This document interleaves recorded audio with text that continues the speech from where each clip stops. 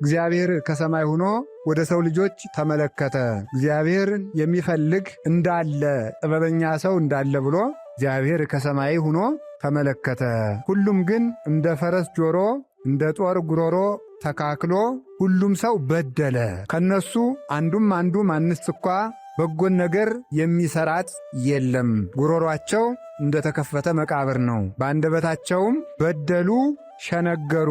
ከምላሳቸው በታች ከከንፈራቸው በታች ካለ ከአንደበታቸው በታች የእባብ መርዝ አለ።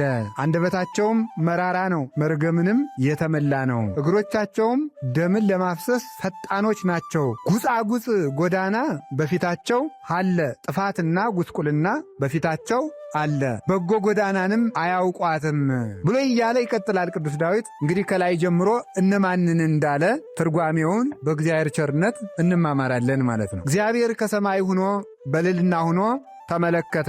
ከሰናክሬም ወይ ከሱ ወይ ከሰራዊቱ እግዚአብሔርን በሕግ በአምልኮ በሥርዓት የሚፈልግ ልብ ያለው ሰው እንዳለ ብሎ እግዚአብሔር ተመለከተ። እግዚአብሔር አንድም ደግሞ እግዚአብሔር ከአዳም ዘመን አዳምን ይረዳ ዘንድ ከአዳም ጀምሮ 5500 ዘመን ሰውን የሚቤዠው እንደሌለ አወቀ ማለት ነው። እግዚአብሔር ተመለከተ ማለት መኖሩ ጠፍቶት እግዚአብሔር ይፈልጋል ያለው የሌለ መስሎት የሌለው ያለ መስሎት እግዚአብሔር የሚፈልጉ ነው አይደለም። አለመኖሩን እግዚአብሔር በማይምረ ህዋትነቱ አስቀድሞ ማወቁን መናገር ነው። እግዚአብሔር ከሰማይ ሆኖ ተመለከተ። በሰናክሬም ጊዜ እግዚአብሔር ከሰማይ ሆኖ ተመለከተ። ለስጋዌ እግዚአብሔር ከሰማይ ሆኖ ተመለከተ።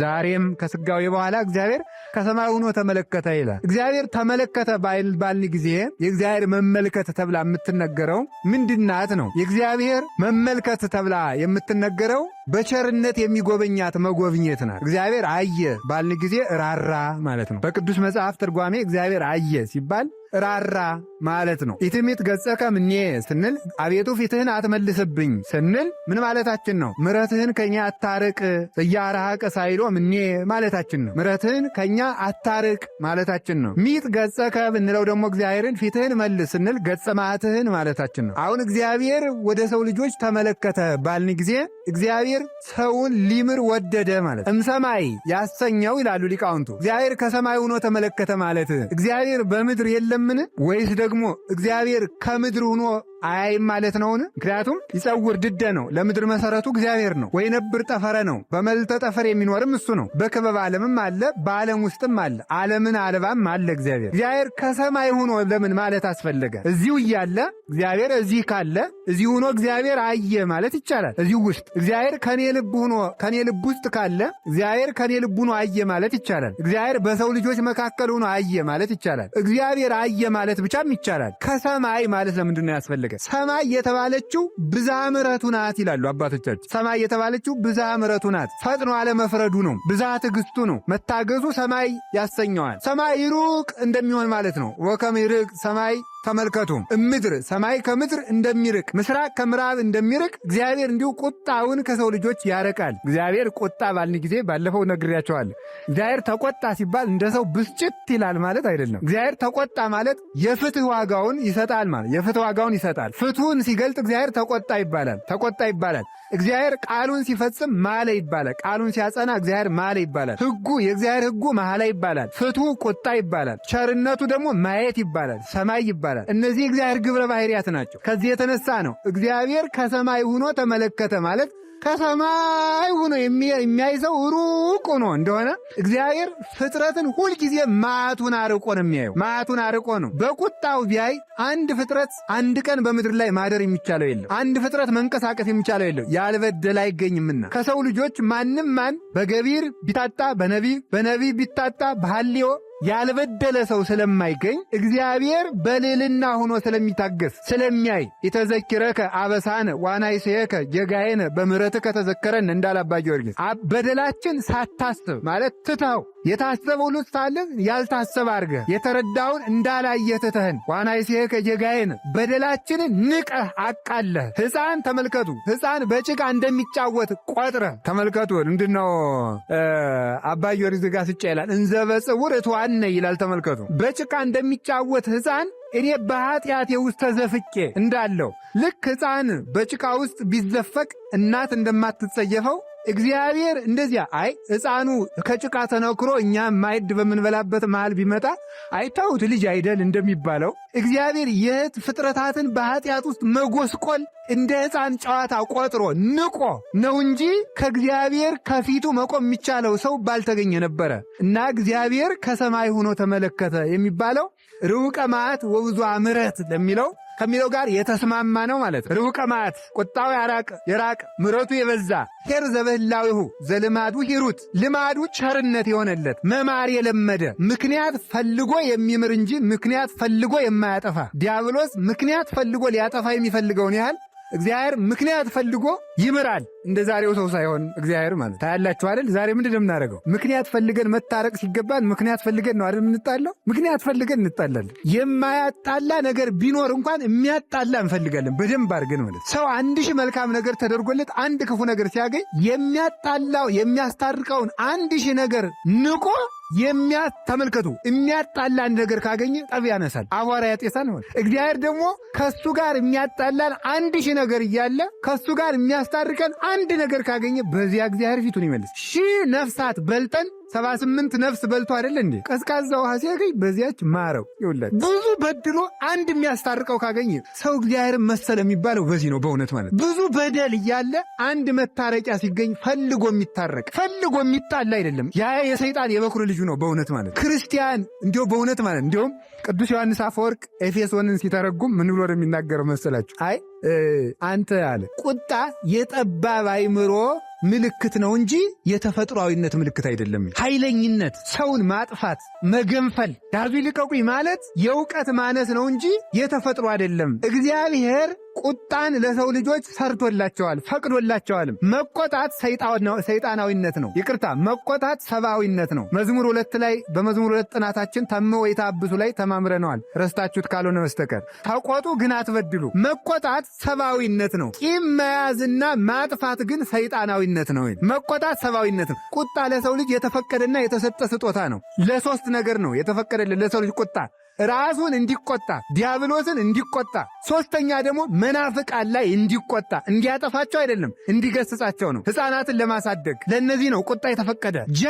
ጀግና ከሆንክ ምን ይላል ተመልከቱ። ቅዱስ ዮሐንስ አፈወርቅ በራስ ላይ ጦርነት አውጅበት ይላል። መቆጣት ከፈለግ መጀመሪያ በራስ ላይ ተቆጣ ይላል። ልክስክስነትህን፣ ስግብግብነትህን፣ ክፋትህን፣ ዝርክርክነትህን፣ ዘማዊነትህን ተቆጣው። ስንፍናህን ተቆጣው። በዲያብሎስ ላይ ጦርነት ክፈትበት። የዘላለም ርስትህን ለሚነጥቅህ፣ ከዘላለማዊ ርስት ለነጠቀ፣ ከልጅነት ለሚያዋርድህ፣ ከእግዚአብሔር ከሚያጣላህ፣ እግዚአብሔርን ያህል አባት፣ ገነትን ያህል ቦታ፣ ልጅነትን ያህል ተድላ ደስታ ከነጠቀ፣ ከክብር ካዋረደ በሱ ላይ መጀመሪያ ተነስ ይላል። እውነት ልንገራችሁ፣ ሰው መጀመሪያ ከራሱና ከዲያብሎስ ጋር ጦርነት ከገጠመ በዓለም ላይ ያሉ ጦርነቶች በሙሉ ይጠፋሉ። የምሬ ነው ነግራችሁ ማለት። ጦርነትን በሙሉ እኮ የሚያቀጣጥሉት ራሳቸውንና ዲያብሎስን ማሸነፍ ያቃታቸው ሰዎች ናቸው በዓለም ላይ ማለት። ራሱን ያልገዛ ሰው ሲበጠብጥ ነው የሚኖረው። ዲያብሎስን ማሸነፍ አቅቶት ዲያብሎስ የሰለጠነበት ሰው ሲበጠብጥ ነው የሚኖረው። ሰው መጀመሪያ ዲያብሎስንና ራሱን ለማሸነፍ ከተነሳ ዓለም በሙሉ በሰላም ትኖራለች፣ በሰላም ውላ ታድራለች። ዛሬም ነገም ከነገ ወዲያም እኔ ብትጠየቅ የምናገረው ይሄ ነው። ነገም ከነገ ወዲያ እስከ ዓለም ፍጻሜ ድረስ ብንጠየቅ የምንመልሰው ክርስቲያኖች መልሳችን ይሄ ነው። በዓለም ላይ ያለው ሁከት እንዲነሳ እንዲጠፋ ከፈለግን ከዲያብሎስ ጋር ጦርነት እንግጠም። አሁን እዚህ ያለው ሰው ራሱ በዚህ ሳምንት ከዲያብሎስ ጋር ተዋግቶ ዲያብሎስን ቢያሸንፍ እርግጠኛ ነኝ ኢትዮጵያ ሰላም ትሆናለች። ዲያብሎስን ብናሸንፈው ይውላችሁ አንድ ነገር ልንገራችሁ። ነቢዩ ኤልያስ ሰማይና ምድር ለጎመ፣ ገዘተና ተሰወረ። በአጭሩ ለማሳጠር ነው። ኋላ እግዚአብሔር በብዙ መሃል ላይ ያለውን ቅደም ተከተልልና በልሁር ዋስተርእዮ ለአካብ ዝናብ ላዘንምነኝና ንገረው ብሎ ሰደደው። አካብ አገኘው። ኋላ አካብ ነዶታል። አንተኑ ዘትገፈቶሙ ለእስራኤል። አሁን 3 ዓመት እንግዲህ ልብ በሉ 3 ዓመት ሰማይን ዝናብ እንዳታዘም ምድርን እንዳታበቂ ብሎ አንድ ሰውዬ የኢትዮጵያን ሰማይ ለጉሞ ቢጠፋ ምን ትላላችሁ? ደማችሁ አይፈላም? ብታገኝታው ምን የምታደርጉት ይመስላችሁ? በድንጋይ እንለዋለን እኮ። ደግሞ ሰውሮ ጠፋ። የራሱን እንዲያያለ ማለት የራሱን እግዚአብሔር ያፈልቅለታል፣ ይጠጣል፣ እግዚአብሔር ይመገዋል። ከዛ ምንድን ነው የሆነው? አገኘው። ስታገኙት ምንድን ነው የምትሉት? እስራኤልን የምትገለባብጠው ኤልያስ አንተ ነህ? የረጅም አጭር፣ የቀይ ጥቁር የምታረጋቸው እስራኤልን የወፍራም ቀጭን የምታረጋቸው ኤልያስ አንተ ነህ? ይባስ ብሎ ምን አለ? አኳነ ዘገፈቶሙ ለእስራኤል፣ እስራኤልን የረጅም አጭር፣ የወፍራም ቀጭን፣ የቀይ ጥቁር ያረኩኝ እኔ ኤልያስ አይደለሁም አለ። አንተው ቤተ አቡከ አንተና የአባት ቤተሰቦች ጣዖት እያመለካችሁ ነው ብሎ ተናገረ ንጉሱን። አሁን እዚህ ላይ ነው አንድ ነገር የምትይዙኝ። ሊቃውንት ምን ይላሉ? ኤልያስን አክዓብ እንዴት አልገደለውም ይላል። ይኸውላችሁ ሰማይን ለጉሞ ሰውን በውሃ ጥም ሲገሉ መክረም አንድ ችግር በሉ።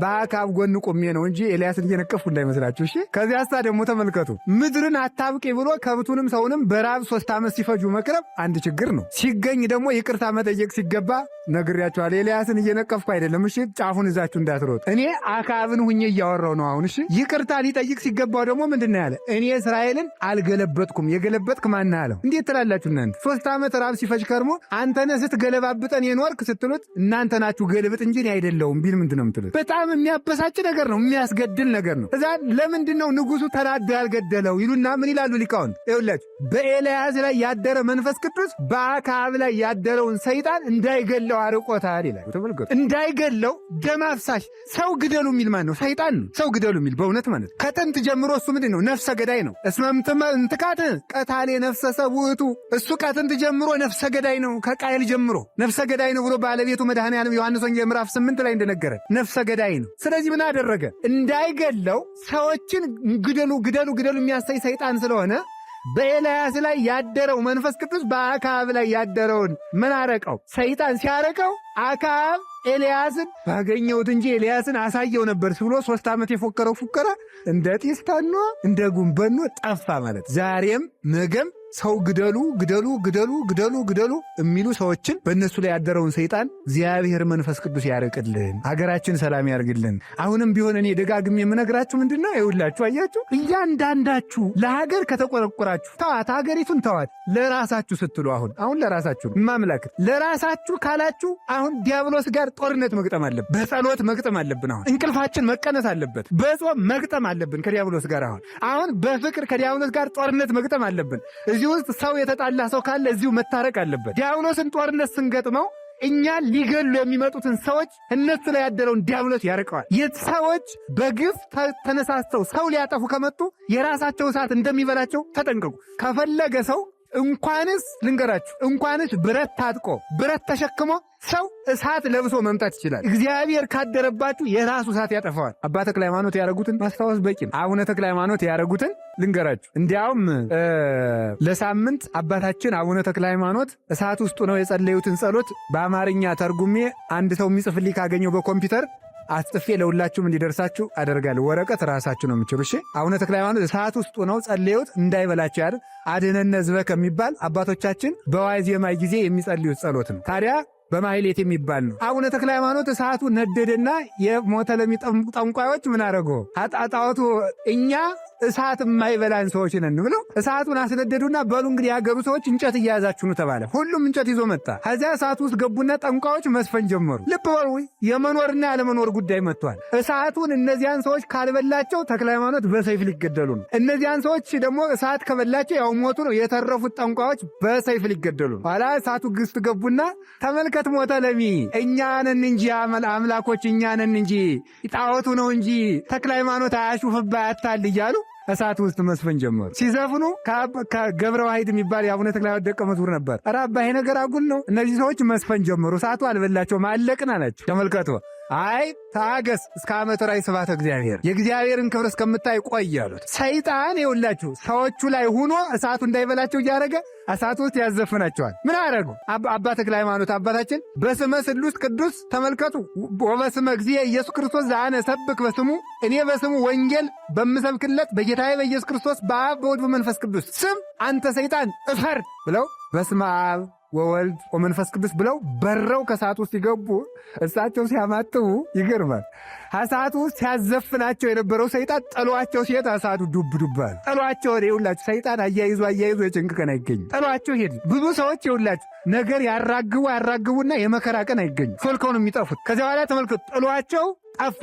ሲጠፋ እሳቱ ውስጥ ምን አሉ? እርምታ አመድ በላቸው። አቡነ ተክለ ሃይማኖት ግን በእሳቱ ውስጥ አድነነ ሕዝበከን እየዘመሩ በእሳት ውስጥ ተመላለሱ። እሳቱ አንዳች አልነካቸው። እሳት ለብሰው ይዘፍኑ የነበሩትን ሰይጣኑን ከነሱ ላይ አርቆ አቡነ ተክለ ሃይማኖት እንጨት አልሰበሩ፣ እሳት አልጫሩ፣ እሳት እፋላሉ፣ እሳት አላነደዱ። ራሳቸው ባነደዱት እሳት ሰዎቹ ጠፍተው እሳቸው ግን እነሱ ባነደዱት እሳት ውስጥ በሰላም ተመላልሰዋል።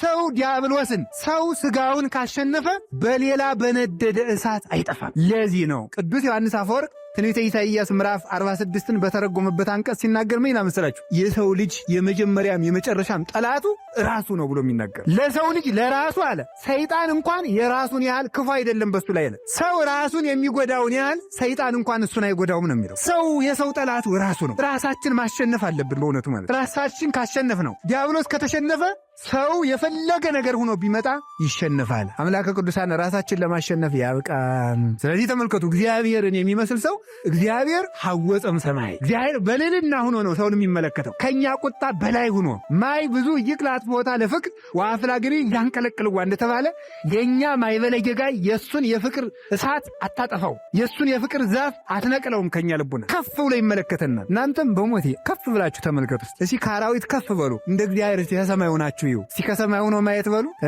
ከሰማይ ሆኖ ማየት እንደገና በሉ። ከሰማይ ሆኖ ማየት በሉ። አሁን ከዚህ በኋላ ሁሉን ነገር በየት ሆናችሁ ነው የምታዩት? አቤት በሰማይ ሆነን ነው የምናየው። እስቲ በሰማይ ሆነን በሉ። እስቲ በሰማይ ሆነን ስናይ አንድ ነገር ልንገራችሁ። ሲራክ እንዲህ አለ። መጽሐፈ ሲራክ ምዕራፍ 13 ቁጥር 35 ላይ ወኩሉ እንስሳ ያፈቅር ዘመዶ። ተመልከቱ፣ ወኩሉ ሰብ ያፈቅር ቢጾ። አውሬም አውሬን ይወዳላል፣ አውሬም መሰሉን አውሬ ይወዳላል፣ እንስሳም መሰሉን እንስሳ ይወዳላል፣ ሰውም መሰሉን ሰው ይወዳላል። ዛሬ ግን የለም። እስቲ አሁን እባብን የሚበላ እባብ አለ? የለም። እባብን የሚበላ እባብ የለም። በር የሚበላ በር ያለ? የለም። እስቲ ንብን የሚነድፍ ንብ አለ? የለም። ነምርን የሚበላ ነምር የለም። ጅብ የሚበላ ጅብ የለም። ሰው ሰውን እየበላው ነው ዛሬ። ሰው ሰውን ይበላዋል። በእውነት ማለት ይሄ እኮ ነው። ከሰማይ ሁነን ሳይሆን እኛ ከንጦሮጦስ ሁነን እያየን እኮ ነው። በእውነት ማለት እግዚአብሔር መምሰል የሚባለው እሱ ነው። ወርደን የት እንደደረስ እንደው ልብ ብላችሁ ይሁት። በእውነት ማለት ለየግላችሁ ሐሳብ እኔ ብሰነጥቁት ባሰነጥቁት ጭንቅ የለኝ። እኔ ነገ መቼም ተገንዞ መሄድ አይቀርም። እኔ ምነግራችሁ እንዲው ወርደን የት ነው የደረስ ነው። ከአውሬ እንደ ባስን ግን ታያላችሁ። አውሬ ከጅብ የባሰ ሰው አለ ዛሬ። ከጅብ ከባብ የባሰ ከአህያ የባሰ አህያ የሚበላ አህያ የሚበላ አህያ የለም። ደግሞ እኮ ሰው እንዲው ኩራቱ ደግሞ አህያ ብሎ ሲሳደብ የአህያ እንዴት ያለች ትልቅ ናት። በእውነት ማለት አህያ አትበላም። ሰው ሰውን እየበላው ነው። በእውነት ማለት እግዚአብሔር ከሰማይ ሆኖ ተመለከተ። ሊቁ ቅዱስ ዮሐንስ አፈወርቅ ምንድን ነው የሚለው? ይትካሃለነ ንኩን ሰማይ። እኛ እንዲው ብንወድ እኮ ሰማይ መሆን ይቻለን ነበረ። 16ኛው ተግሳጹ ላይ ሲናገር እኛ ብንፈልግ ሰማይ መሆን እንቻለን። አረ እንዲው ከሰማይ እንበልጣለን። ከሰማይ እንበልጣለን። ለምን አለ? ፀሐይ ጽድቅ ክርስቶስ በእኛ ልብ ካደረ። በዚህ ሰማይ የሚያበራው ፀሐይ ማታ የሚገባ ነው። እኛ የለበስነው ፀሐይ ክርስቶስ፣ በ40 ቀን የለበስነው ወንዶች፣ በ80 ቀን የለበስነው ሴቶች የለበስነው ክርስቶስ ግን አፈር ደፈር የማይከለክለው፣ ምሴት ጧት የማይፈራረቅበት፣ ክረምት በጋ የሌለው፣ ደመና የማይጋረደው፣ ሙቀትና ቅዝቃዜ የሌለበት እውነተኛ ፀሐይ ክርስቶስ ከኛ ካደራል። እኛ እኮ በእውነት ከሰማይ እንበልጣለን። ሁሉን ነገር ትልቁ ነው የሚያጨቃጭቀን በሰማይ ሁነን ስለማናየው። በታይ ሁነን ስናየው ሁሉ ነገር ቀላል። መቼም ከዚህ ውስጥ ብዙ ሰው በአውሮፕላን ሂዶ የሚያውቅ ሰው ይኖራል አይደል? እስቲ ሄዳችሁ የምታውቁ አላችሁ? አለ፣ ብዙ ሰው አለ። ታውት በቃ አለ። መቼም በአውሮፕላን መሄድ ውዳሴ ከንቱ ይሆናል እንዳትሉና እንዳታስቁን። በእውነት በአውሮፕላን መር ደግሞ ውዳሴ ከንቱ አይደለም።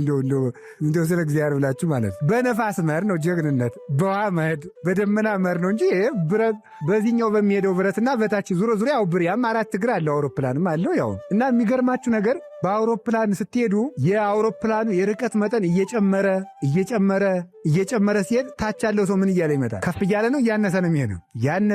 እያነሰ ከዛ መጨረሻ ላይ ዝንብ ሰውየው ወደ ዝንብነት ተቀይሯል። አይደለም፣ ምናችን ስለጨመረ ነው? ከፍታችን ስለጨመረ ነው። ከፍታችን ሲጨምር ሁሉን ነገር ዝቅ ብሎ ይታየናል። በገንዘብ የምንጣለው፣ በመሬት የሚጣለው፣ በቤት የሚጣለው፣ በእንጀራ የሚጣለው፣ በመልክ የሚጣለው፣ በምናምን የሚጣለው ሁሉ ከፍ ብሎ ቢያስብ እናንተ መንግሥተ ሰማያትን ያህል አገር እኮ አለ፣ ገነትን ያህል አገር እኮ አለ፣ እግዚአብሔርን ያህል አባት እኮ አለ ብሎ ቢያስብ አንድ ሰው ሁሉ ነገር አቅልሎ ያየዋል። ነገርን ከበድ አድርገን የምንባላው በላይ ሆነን ስለማናየው። በላይ ሆኖ ሲያዩ ተመልከቱ። ሞተለሚ እንዲሁ ምን አለ አቡነ ተክለ ሃይማኖት? እንዲህ ያላቸው ሞተለሚ ተክለ ሃይማኖት እንዲሁ አንተ ተክለ ሃይማኖት የሚለውን ስም ብትሰጠኝ የመንግስቴን እኩሌታ እሰጥሃለሁ አለ።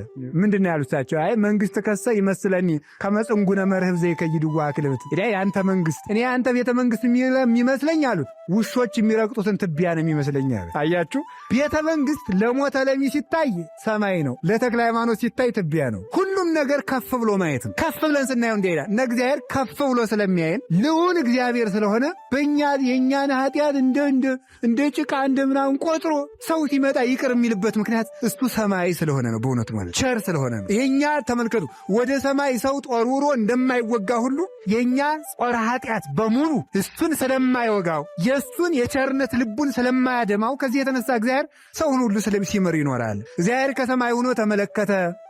ለአዳም ቢሉ ሰዎች ለሰዎች እንደማይቤዡ ቤዛ እንደማይሆኑት የሚያድን እንደሌለ አየ ማለት ነው። አሁን ለእነዚያሳ ለማን ለእነ ሰናክሬም ድሩ የእሱን ትዕቢቱን ቆጠረበት፣ የሰናክሬምን ትሕትናውን አየለት ማለት ነው። አየለት። ለእኛ ደግሞ እግዚአብሔር ምሕረት ሊሰጥ ፈለገ ነው። አየ 2-3 ሰው ቢያገኝ እግዚአብሔር ይምራል። አሁን አንዳንድ ጊዜ የምንናገረው ነገር ኢትዮጵያ የእግዚአብሔር ሀገር አይደለች? አዎ ናት። ኢትዮጵያ የተክለ ሃይማኖት ሀገር አይደለች? ናት። ኢትዮጵያን እግዚአብሔር ለአቡነ ገብረ መንፈስ ቅዱስ ርስት አድርጎ አልሰጥም? አዎ። ኢትዮጵያን እግዚአብሔር ለድንግል ማርያም ቃል አልገባላትም? ናት። እና እንዲሁነን ስናልቅ ምን ሆኖ እግዚአብሔር ይሁላችሁ አልወዘ ይገብር አለ ሰናይት። እግዚአብሔር አልወዘ ላይ ለጓለ መያው እግዚአብሔር ለኢትዮጵያ ምሕረትን ሊሰጥ ፈለገ። እመወጣቢብ በሕግ ባምልኮ የጸና ሰው ቢያገኝ እግዚአብሔር ኢትዮጵያን ሊምራት ፈለገ። ተመልከቱ አለ ኋላሳ ሁሉ አረ ወውራለው የሰናክሬም ሰራዊት ከነንጉሱ እንደበደለ እኛም ተካክለን በደል። በቤተ መንግስት ከንጉስ እስከ ኳደሬ ከመጨረሻው ባለስልጣን እስከ መጨረሻው፣ በቤተ ክህነት ከፓትርያርክ እስከ አጻዌ ሆህት እስከ ዘበኛው ድረስ እስከ ቁልፍ ያዡ ድረስ ሁላችንም ሌቦች፣ ሁላችንም እንዲያ በመሆናችን እግዚአብሔር ማንን አይቶ ሊምረን ትፈልጋላችሁ? ባለመስተካከላችን። እግዚአብሔር ብንስተካከል አንድ ቀን ማይፈጅበት እግዚአብሔር ምን ይቸግረዋል? እግዚአብሔር ምንድን ነው የሚቸግረው? ማስማማት ይቸግረዋል? እሳትና ውሃን አስማምቶ በአንድ ቤት አላኖረም እግዚአብሔር? እኔ ቤት ውስጥ እኮ አሁን እሳትና ውሃ ማለት ምን ማለት ነው? እኔ ከምን የተፈጠሩ ከእሳትና ከውሃ ነው። እሳትና ውሃ ተስማምቶ ነው የሚኖረው። ትግል ቢገጥሙ እኮ አባ ገሪኪዳ አንድ ቀን መፍረሱ ነው። እሳቱ ጠባዬ ከውሃው ጋር ትግል ቢገጥም፣ ውሃው ጠባዬ ከእሳቱ ጋር ትግል ቢገጥም፣ እኔ አፈር ነኝ የቋንቋ አፈር። እዚያ ነፋሱ ደግሞ አፈሩን ይዤ ወዳለሁ ቢል እዚህ እኮ ነፋስ አለ። ነፋሱ ደግሞ የለም አፈሩ ደግሞ ነፋሱን አፍናለሁ ቢል ጭጭ ማለት ነው በአንድ ቀን። እግዚአብሔር አስማምቶ እኮ ነው የሚያኖረው። እግዚአብሔር ጠበኛን በአንድ ቤት እያኖረ እኮ ነው በእኔ ሥጋ ውስጥ። እግዚአብሔር ሰላም ቸግሮት ነው አይደለም። ሰላም የሚገባው ሰው ጠፋ፣ ለሰላም የሚሆን ሰው ጠፋ። እሱ እኮ ነው እንግዲህ ማለት ነው። እንግዲህ ከቃሉ ጋር ናችሁ።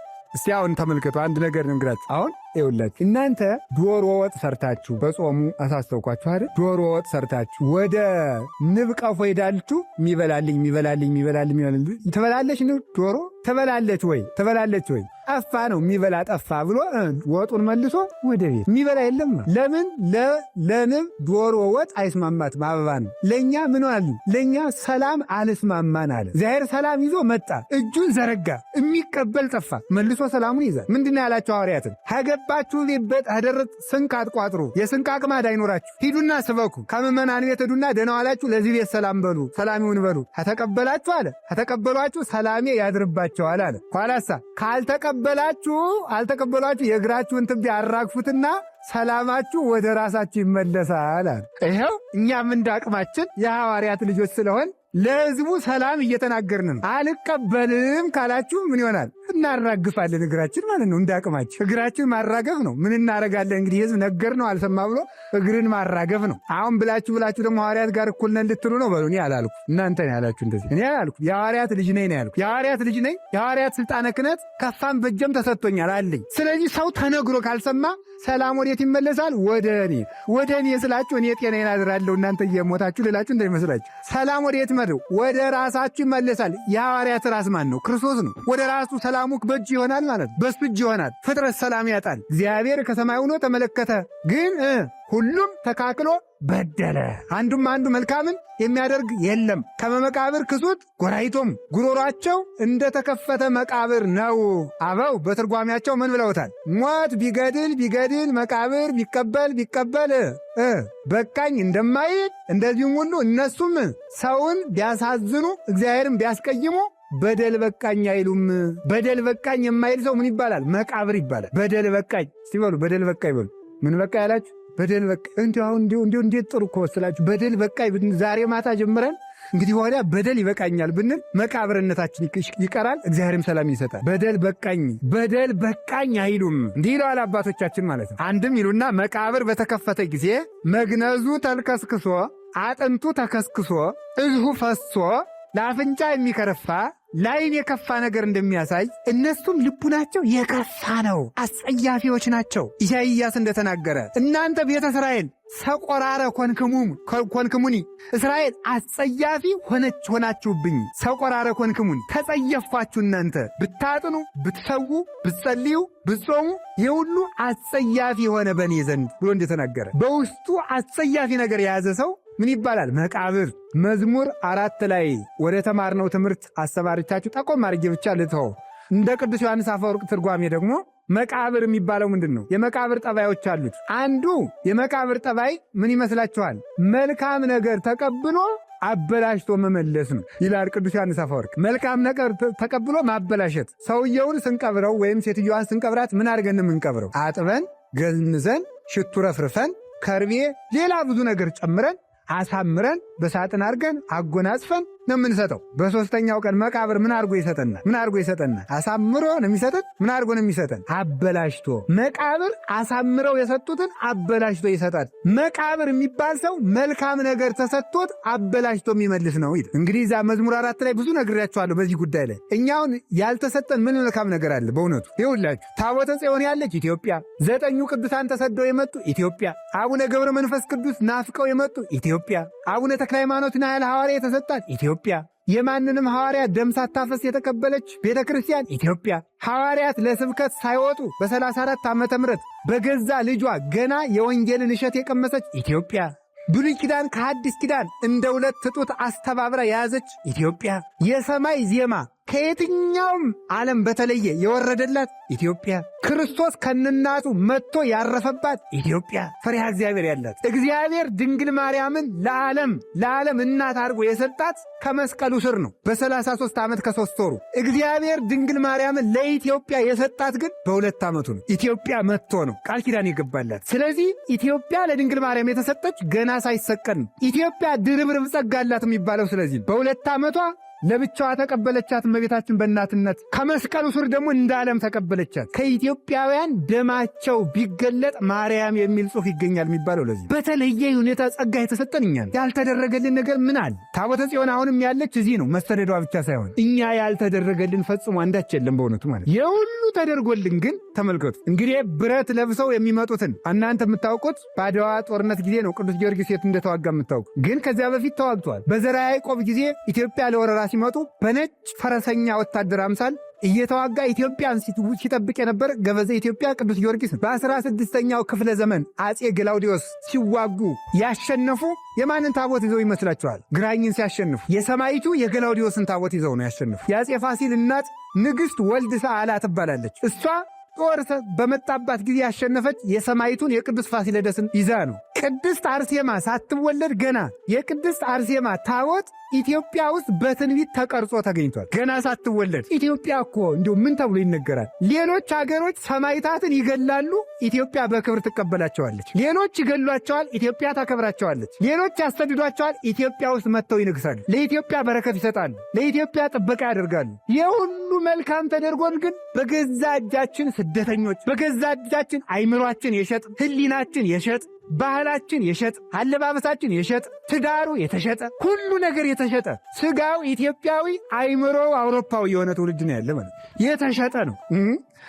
ስለ አቡነ ገብረ መንፈስ ቅዱስ ከምታጠኑ ስለ አውሮፓ ኳስ ተጫዋች ብትሸመድዱ ይሻላችኋል። ስለ አቡነ አረጋዊ ከምታጠኑ ስለ አቡነ ገብረ መንፈስ ቅዱስ ከምታነቡ የአባ ጊዮርጊስን 40 ድርሰት ከምታነቡ የአንድን ኳስ ተጫዋች የጫማ ቁጥር ብትሸመድዱ ይሻላችኋል። የተሸጠ ትውልድ አይደለም። ኢትዮጵያን እኮ ዛሬ ኢትዮጵያ እኮ ሀገራችን እንዳትሆን ያደረግናት አይምሯችን ለዝሙት የሸጥንለት ነው። ለኳስ ጨዋታ የሸጥንለት ነው። ህሊናችን ስለተሸጠ አገር አልሆናችሁም አለችን። አገሪቱ አላሳድራችሁም፣ አላውላችሁም፣ እናንተን መሸከም በቃኝ እስክትለን ድረስ ምድሪቱ እስክትሰለቸን ድረስ እኮ ሰማይን በጡጫ ምድርን በርግጫ እያልን በድለናል በእውነት ማለት። አሁንም ይሄን የምነግራችሁ ምንድን ነው ይበቃን እንደሆነ ብዬ ነው ያላበላሸ ነው ይላል። ታውቃላችሁ እኛ እኮ የክርስቶስ አርያዎች ነን። ብዙ ከተሰጠው ብዙ ይጠበቅበታል። እኔ እውነት ልንገራችሁ እግዚአብሔር ለኢትዮጵያ ሊያደርስባት ከሚገባው መከራ የዝናብ ጠብታ ያህል እንኳን አላደረሰባትም ባይነኝ፣ አልነካንም ባይነኝ። ለምን ይመስላችኋል? የሚሞቱት ወንድሞቻችን እህቶቻችን አልቆረቁረኝ መስለው ይመስላችኋል? የሚሰደዱት የማይቆረቁረኝ ይመስላችኋል? አይደለም። ብዙ ለተደረገለት ሰው ብዙ ሲያጠፋ ብዙ መከራ ይገባው ነበረ። እንደው ተጠቅለንም እግዚአብሔር የእሳት ውሃ አውርዶ አጥለቅልቆ ማጥፋት ይገባው ነበረ። ለምን? ብዙ አድርጎልናል። እንደተደረገልን መሆን ሲገባን ከተደረገልን ብሰን ስለተገኘን እናበላሽተናል። ልጅነታችን አርክሰናል። በዝሙት ረክሰናል። በዘፈን ረክሰናል። አሁን እንግዲህ ሰሞኑን እንደ ጎንደር አድርጎ ያማረበትም አምላክ ዘፈን ቆሞ ጸጥ ገዳም ስትመስል አዛኝን። አሁን እንደው መነኮሳት ሁሉ ወደ ጎንደር የሚመጡ ይመስለኛል። ገዳም መስላቸው ማለት በጸጥታው ዝም ሲል እግዚአብሔር እንደው የት ውሎ ይደር እናንተ። ቀን አባቶቻችን ሲያመሰግኑ ማኅሌቱ ሲቆም፣ አደራረሱ ሲቆም፣ ድጓው ሲወርድ ይውላል። ማታ ደግሞ የሰይጣን ማኅሌት ደግሞ ጭፈራው ይጀመራል። እንዲህ እያለ ሰይጣንና እግዚአብሔርን እየቀላቀል በየት ነው? እና የሁላችሁ መቃብር መልካም ነገር ተሰጥቶት ያበላሻል። የተሰጠንን መልካም ነገር ከማበላሸት እግዚአብሔር ይሰውረን። አገራችንን እያበላሸን ነው። እንኳን ሌላ እኔ እንዲሁ ልንገራችሁ፣ ከክርስትናው ባለፈ ጎንደርን ያህል መልካም ገነት እንኳን እንዴት እንዳበላሸናት ራሳችሁ ወቁት። እኔ ያልናገርም እያበላሸ ነው እኮ ነው በእውነቱ ማለት እንዲሁ ጎንደር አሁን እኛ ልትሸከም ይገባል። እነ ዶክተር አየለን በተሸከመችበት እና አቡነ አብየ ጊዜን በተሸከመችበት እኛን ከዋክብት በተሸከመችበት እኛ ቅዱሳን በነበሩበት በእውነቱ እንዲህ አሁን ጎንደር እኛ ልትሸከም ይገባል? አይገባም። በእውነት እና አቡነ አምደ ሥላሴ የተመላለሱባት እና አቡነ ሳሙኤል በተመላለሱባት አሁን እንዲያው ጎንደር እኛን ትሸከመን ነበር? አትሸከመን ነበር። በርኩሰት በእውነት እኔ ምኑን እናገራለሁ? ስለዚህ እውነቴንም ነግራችሁ ሰውነታችሁን አንጹት። እንዲህ አድርገን መቃብረትነታችንን እንተው። ስለዚህ ምንድን ያለ ከመመቃብር ክሱት ጎራይቶም ወጸላው በለሳናቲዮም አንደበታቸው ሽንገላን የተመላ ነው። ከላይ መልካም ይናገራሉ፣ ውስጣቸው መርገም ነው። ሰናክሬም ቢሉ አይ ሕዝቅያስ አይረባችሁም፣ እኔ ወደ እናንተ አገር ለጦርነት የመጣሁት ሰናክሬም ሕዝቅያስ ለእናንተ ስለማይጠቅማችሁ እናንተን ሀገር የወስጄ ጥሩ አድርጌ ላኖራችሁ ነው እያለ ይሸነግላል። እምዛሩ የምርታይ ተከናፍሪ ሆኑ። በልቡ ግን ክፋት አለ። በሰው በሌላው ቢነገር ይናል ከምላሳቸው መርዝ አለ ማለት ከታች ከአንደበታቸው ባለ በልቡናቸው መርዝ የእባብ መርዝ አለ ማለት ምን ማለት ነው? እባብ የተባለ ዲያብሎስ፣ የዲያብሎስ መርዝ ምንድን ነው? ክደትና ጥርጥር ናቸው። ክደት፣ ጥርጥር ከልቡናቸው ይገኛል። ክደት አንደኛ፣ ጥርጥር፣ ሽንገላ ሶስቱ። በሰው ቂም ይዘን ደህና ናችሁ ማታ ልንገለው እያሰብን ሆነ። ሽንገላ፣ ጥርጥር፣ ክደት እነዚህ አሉ። እነዚህ ስላሉ ተመልከቱ። ወያምር ዋለ ፍኖተ ሰላም ምንድን ነው? በሊ ገሪሆም ለኪ ወደም እግራቸው የሰው ደም ለማፍሰስ ፈጣን ነዋል። ፈጣን ነው። እግዚአብሔር ምሕረት የማይሰጠው ለዚህ ከላይ እያያችሁልን እግዚአብሔር ከሰማይ ሆኖ ተመለከተ። ምን ሊያደርግ? ሊምር እና ለምን አይምርም? ሰዎች እንዲህ ሆነው ምኑ ነው? የተከፈተ መቃብር ሆነው። ቀጥሎሳ ምኑ ነው? መርዝ ያለው እባብ ሆነው። ቀጥሎሳ ምኑ ነው? ሸንጋይ ሆነው። ቀጥሎሳ ምኑ ነው? ለመግደል ፈጣኖች ሆነው። ቀጥሎሳ ሐሳር ወቅጥቃጤ ውስተ ፍኖቶም። ተመልከቱ። ጥፋት ጉስቁልና በፊታቸው አለ ማለት ግንባር መፍሰስ፣ ደም ማፍሰስ፣ አባት ማርከስ፣ ጨርቅ ማልበስ፣ ግንባር መግመስ፣ ሰውን መግደል፣ ደም ማፍሰስ፣ አባት ማርከስ ምን ማለት ነው? የነገሌ ዘር ብሎ የሰውን ዘር ማርከስ። ይህ አለ ትርጓሜ ዳዊት ላይ ያለውን እነግራችሁ። ይህ እንግዲህ ይሄ በፊታቸው አለ። ጨርቅ ማልበስ የድሃ ዘር ብሎ ሰውን መስደብ ማለት የድሃ ዘር ማለት ችጋራም ማለት ሰውን ውዳቂ ማለት ሰውን በዘሩ ማርከስ። ሰው በጠባዩ ሃይማኖቴ ተመልከቱ ጠማማ ነው አባቴ ታናሽ ነው አይልም ይባላል። ሰው በጠባዩ አባቴ ታናሽ ነው ሃይማኖቴ ጠማማ ነው አይልም። ስለዚህ ሰው አባቱን ሲሰድቡበት አይወድም። እግዚአብሔርም የሰውን አባት እንድንሰድብ ሰውን ድሃ እንድንል አልተፈቀደም። በሰው በድህነቱ እንድንሳለቅ አልተፈቀደልንም። እንዲህ ብሎ የሚሳደቡ ናቸው። ከዚያ ሰምናል ወያምር ዋለ ፍኖተ ሰላም። እግዚአብሔር ከሰማይ ሆኖ ሰላም ሊሰጥ ይፈልጋል። ሰዎች ደግሞ ምን አለ? ነፍሰ ገዳዮች ናቸው። ስለዚህ ሰላም አይሰጥም። ቀጥሎስ ምን አለ? የሰላም ጎዳናን አያውቋትም። የሰላም ጎዳና ሕጉ ናት ይላሉ አባቶቻችን። አንድም ፍቅር ራሷ የሰላም ጎዳና የተባለች ወንጌል ናት። የሰላም ጎዳና የተባለች ራሷ ፍቅር ናት። እግዚአብሔር ወደዚህ ዓለም ሲመጣ በፍቅር መጣ። ቆይ ልንገራችሁ። ሰላም ትፈልጋላችሁ? አትፈልጉም? ትፈልጋላችሁ? የሰላም ጎዳና ልንገራችሁ። ሰላምን የት ሀገር እንደምታገኙ ልንገራችሁና እንድትሄዱ ነው ወደዚያች ሀገር። አገር ጥላችሁ ሂዱ እያልኩ እንዳይመስላችሁ። እግዚአብሔር ተመልከቱ። እግዚአብሔር የመጣበት አንዲት መንገድ ልነግራችሁ ነው። ምን ትባላለች ይመስላችኋል? እግዚአብሔር ወደኛ ሲመጣ ፍቅር ነው የሚባለው። ፍቅር ሰሃቦ ለወልድ ኃያል መንበሩ። እግዚአብሔር የመጣባት ጎዳና ምን ትባላለች? ፍቅር ናት። ከዛ ሰው ሰላምን የሚያገኛት ምን ሲያደርግ ነው? እሱ ለሰዎች መልካም የሚያስብ ባልንጀሮቹ ላይ ቂም የማይዝ ሰው የማይበቀል ሲሆን እግዚአብሔር ሰላምን ይሰጠዋል።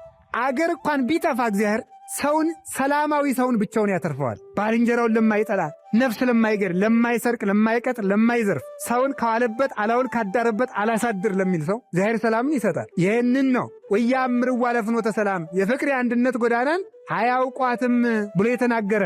እግዚአብሔር ከሰማይ ሆኖ ተመለከተ። አይ አንድም ይሉና አባቶቻችን አላችሁ፣ ከቃሉ ጋር ናችሁ። በሰራዊት የሚመኩትን ትዕቢታቸውን አየ፣ በእግዚአብሔር የሚመኩትንም ትሕትናቸውን አየና ፈረደ፣ የተመኩትን አጠፋቸው ብለው አባቶቻችን ተረጉሙታል።